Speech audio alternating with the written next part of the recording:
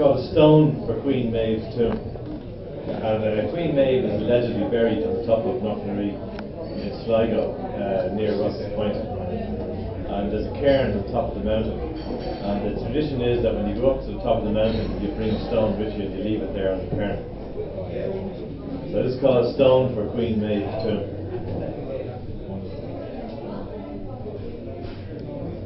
It was the kind of funeral you'd want to avoid. The unwed bride thrust into the ground, dressed in her unworn wedding gown, while the bridegroom tottered at the graveside, peering down dizzily at his future life. He flung the rings down after, eternity devoured by time, and her teenage nieces shrieked like bewildered beasts. A cloud doused the sun, and the whole was a tunnel sucking us down. But the open grave gagged on us, so bitter was the taste of life. Its black teeth broke on our indissoluble earth. And then the day was huge and blue, and streaked with veins of light, like death's loosened afterbirth. Here, Maeve, a stone for your cairn. Emer O'Driscoll of Ross's Point, from Deutschland and Dublin returned. Here she was buried, here she was born.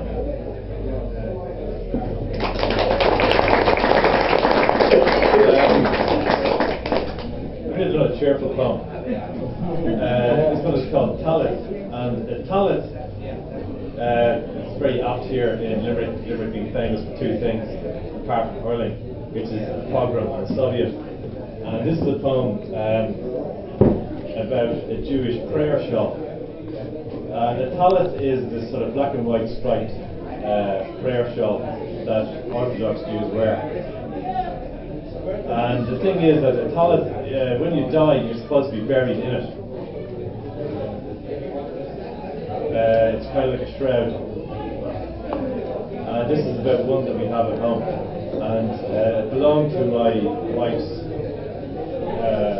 grandfather, and who was killed in Auschwitz in 1944. And the funny thing is that because a talit is actually a shroud, it's a very odd thing to have one lying around the house.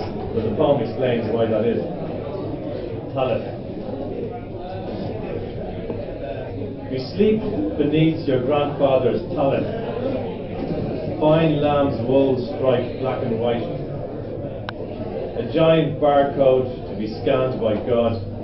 The pelt of a fabulous beast. Little tent. Portable temple. It survived Dutch looters and Dublin landlords to shelter in this Irish night even me. Uncircumcised and all too often unwashed. Your father pinned it to a study wall, a flag without a shield, eternity's quilt. Your grandfather didn't think he'd need it when he took the train in Amsterdam. And what? He mocked your father. Are they going to murder us all?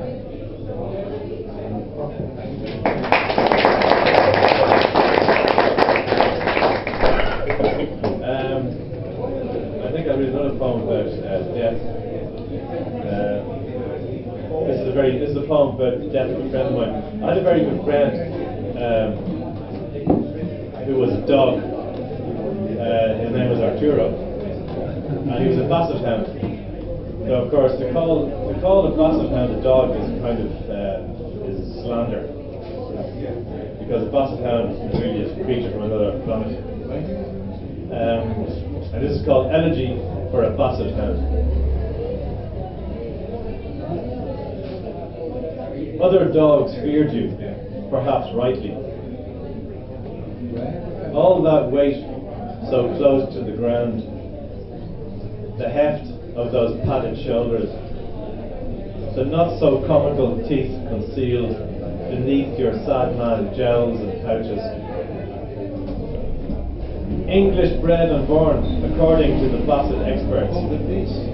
My neighbour plucked you off the autostrada near Lucca. where you were wandering confidently like a 19th century English explorer, his mind gone in Antarctic snow. You settled into his Amsterdam bookshop, your basket firmly placed between the New York Review of Books and Literature in Translation, where you accepted the ministrations of single gentlemen, but fell in love with my wife and daughter, running away from home as often as you could, to climb like a legless man onto Judith's lap, where you slept for hours with one eye open. Untrainable, unbiddable, I could barely hold you back on the days I took you with me to collect Sarah from her school, and you made a beeline through the crush of mothers and bicycles to the class where the children fought to touch your mighty ears, as you gambled ponderously on giant paws, like an Ottoman pasha in his harem. And yet, I loved you for something else. How on a brown December night, when the light had soaked into the wet ground, I saw you through the dusk of the Utrechtsstraat, with the trams and tea-time traffic crashing between us. Out of earshot, almost out of sight, you turned on the crowded pavement, and like the old god of the Kabbalah, lost in the darkness and unknowing before creation, you raised your nose and sniffed the fouled air, and I knew that you had found me.